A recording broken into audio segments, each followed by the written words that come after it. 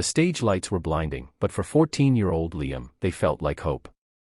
His hands trembled as he clutched the microphone, his heart pounding so loud it almost drowned out the whispers from the audience. He could hear them, some curious, some skeptical. A boy this young, dressed in worn clothes, shoes scuffed from years of walking miles to school, standing on one of the biggest talent show stages in the world.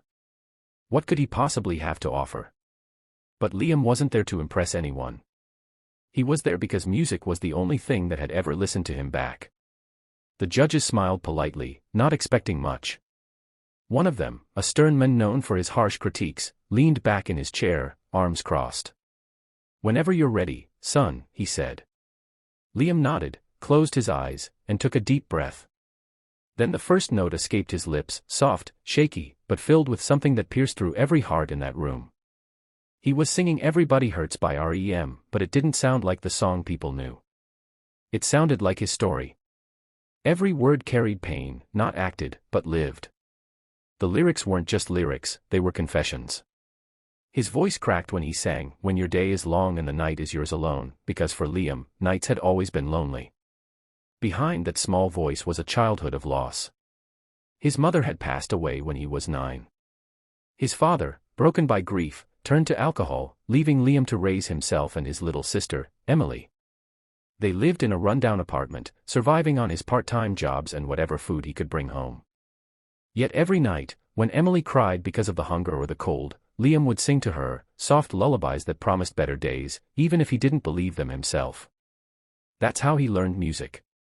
Not from teachers or lessons, but from love and pain. On stage, as the chorus built, the judges' polite smiles faded. One leaned forward, eyes glistening. Another covered her mouth, tears already forming.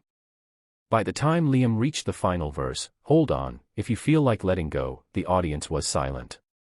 You could hear the sound of someone quietly crying in the front row. For a moment, it wasn't a competition anymore.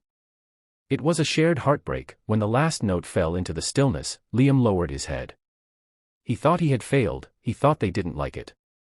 But then the crowd erupted. People stood, clapping through tears, and the judges were on their feet too, their faces wet. The same stern judge who rarely showed emotion wiped his eyes and said in a trembling voice, "That was more than a song. That was a cry for hope, and we heard it." Liam couldn't stop himself from crying then.